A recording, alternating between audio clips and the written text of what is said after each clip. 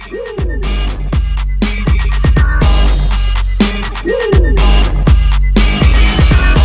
into the spotlight.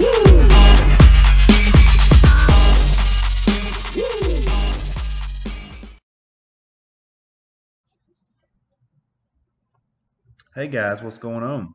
So for those of you that don't know, I recently have gotten a new computer so that I can do videos. I was just using a regular, I don't know what processor it had, but it was like, I think it was still a Pentium processor.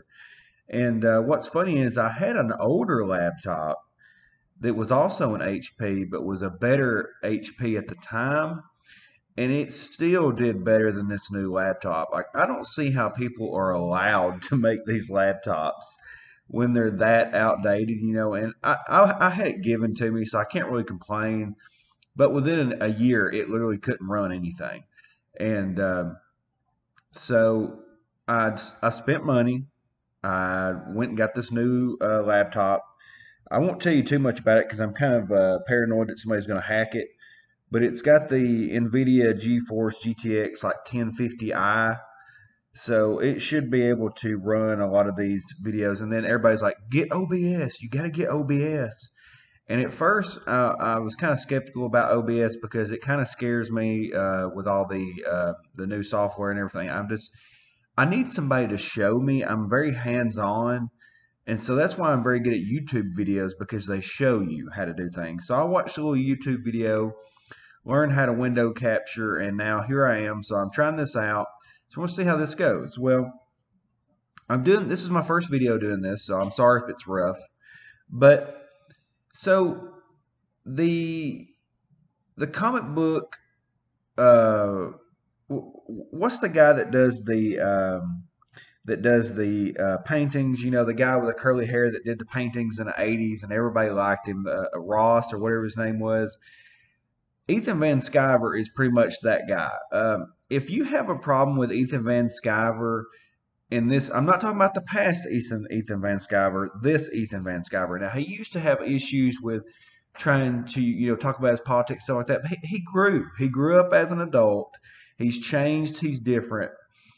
And he just wants to do good comics. And if you have a problem with this guy, then there may be something more that you need to look into yourself, because this guy is like the cool uncle. He's like the cool uncle that shows up, everybody likes him, and if you have a problem with him, then you probably need to look at yourself, because there's more deep-seated issue there.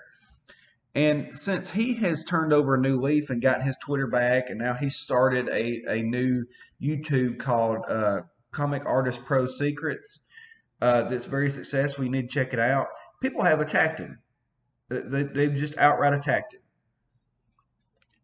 He started doing interviews with comic book pros, and he's basically give these comic book pros a olive branch, because it's consistently these comic book pros that are very controversial. Now he's done a couple other ones like Fobic that are very nice guys, and I had to say, after the video with the Jason Fobic guy, he's one of my top artists now because of just his personality. And I mean, he's already good, but then his personality comes out, and I'm like, I'm going to follow this guy, you know? So when he did a video with interviewing Dan Slott, it was very controversial. And Dan Slott, of course, got his feelings hurt afterwards because he said, people said mean things. And so then he did a interview with Mark Waid. And of course, Mark Waid got his feelings hurt because someone made a fake Mark Waid profile and got in the comments and started saying mean things. You guys have got to have thicker skin than this. You're in a field that already has a lot of silly fanboys and things like that. The maturity level is all over the place when it comes to the fans of comics, because they're comics. Okay? You're going to have silly people and you're going to have the mature people. Deal with it. I mean, my gosh, people. They would not make it in the real world as sensitive as these people are. But let's get to the real topic here. So Ethan Van Sciver has continually been attacked and attacked and attacked since he's done this. And now he's getting attacked by Bleeding Cool. And Bleeding Cool, if you don't know who they are, they're a quote-unquote, finger quotes, journalist website for comic books. And basically they're just a fanboy site. They they step to the rhythm. They give everything a 9.5 out of 10 every time that Marvel makes. Um, they're just a narrative website. They're not real journalists. Half of them use fake pen names, and then they want to call out other people that use pen names. But I'm like, Jude Terror is not your name, okay? And then now they've got another one that keeps attacking people. Now they keep calling him Dandelion Boy because he's so sensitive. But anyway, now Ethan Van Sciver has took to Twitter, and he says, he did a video about this too, guys. If you check out his YouTube channel, Comics Artist Pro Secrets, he did a video about this too. He was just kind of taken back because here it is right here. It says from a Bleeding Cool review. Can you guys just qualify every creator's name from here on out with a parenthetical like this? I mean, that's all. That'd be awesome. Thanks. I mean, it's really silly. It says all of these guys here, but then when it gets to Ethan Van Sciver, it says whatever you or I may think of the latter as a person. Yeah. Does that sound like journalism to you? They could have just said Ethan Van Sciver and went on. I mean, that right there is pathetic. Okay? And it hurts Ethan's feelings because he's just trying to make good comics, and he's a super nice guy.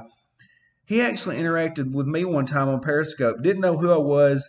I commented on his video, and he said, "Oh yeah, you're that guy that made the video about my comic book. Hey, it was good video." I was like, "What? Senpai noticed me?" I mean, he's just a nice guy. I mean, I don't see anything wrong with him. And it's not because he's conservative, because I'm not technically conservative. I just don't like the government messing with my stuff.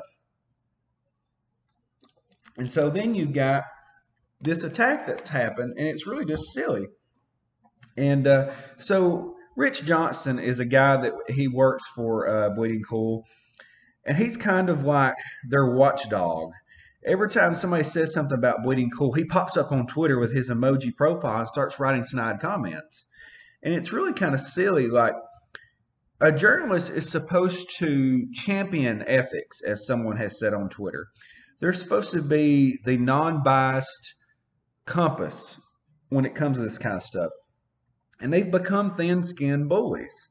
And it's really silly. So if I scroll down here, if it's going to let me scroll down,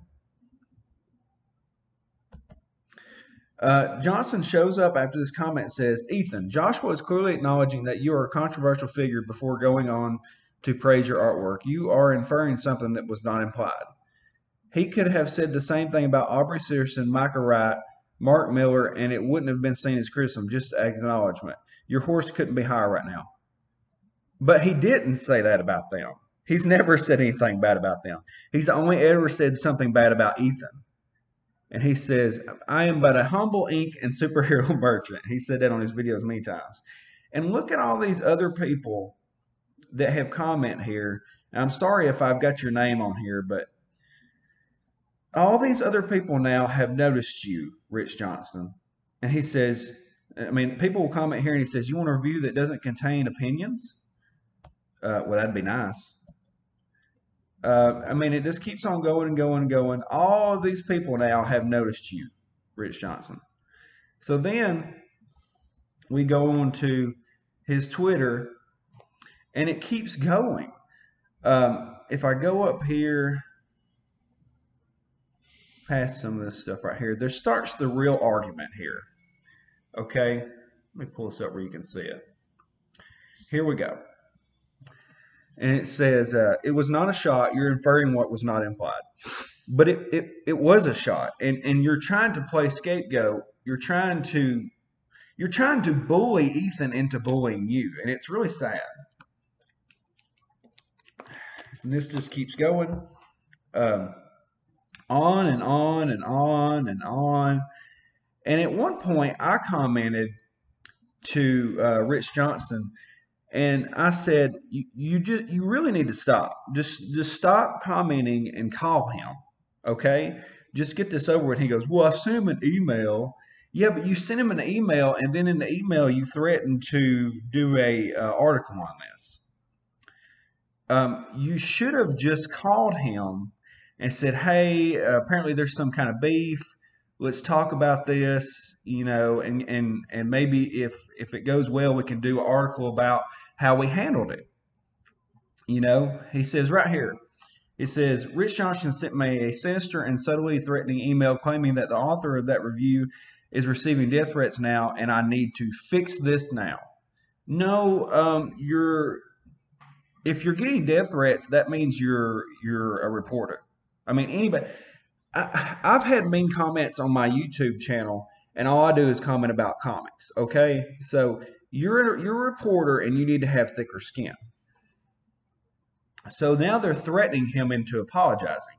And like Ethan said, you never need to apologize for this kind of stuff.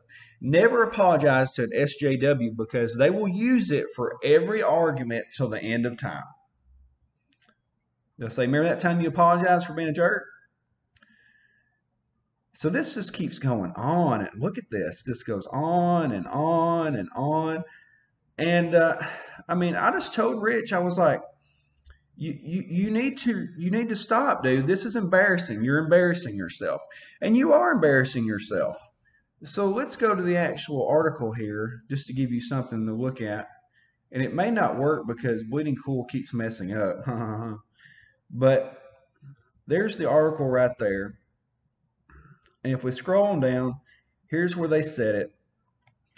It says, immediately striking is a phenomenal artwork of Jack Hubert, who joins this comic with some of the best artwork I've seen in recent comics. Between Rafa Sandoval and Ethan Van Sciver, whatever you or I may think of the latter as a person, Hal Jordan in the Green Lantern Corps has managed to keep some amazing artists in rotation on the title.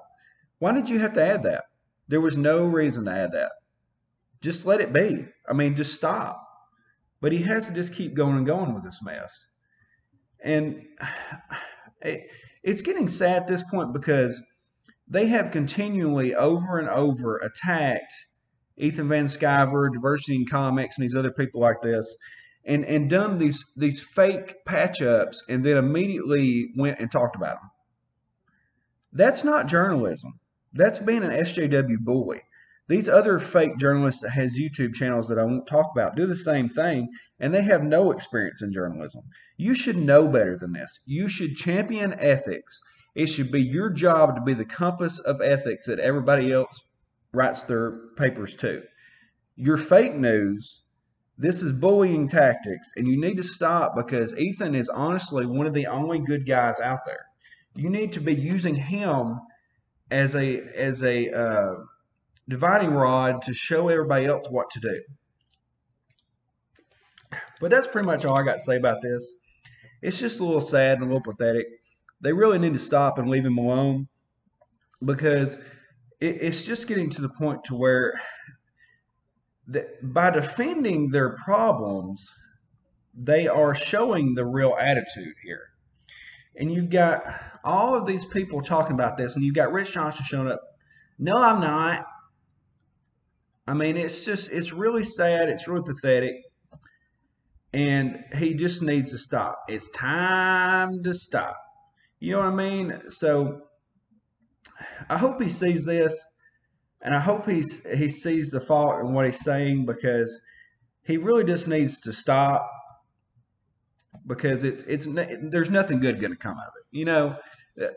This is publicity, sure, but it's always bad publicity, and it's always going to hurt your arguments later on because they're going to say, remember all those times you were stupid? Yeah, we're just going to rack that up to you being stupid. But, okay, guys, that's all I got to say. Hit the like button. Hit the subscribe button. Go to Ethan Van Sciver's Twitter. Go to his YouTube channel, Comic Artist Pro Secrets, and check that out. It's very good. He does tutorials about how to draw. It's just great. All right, guys. I'll talk to you later.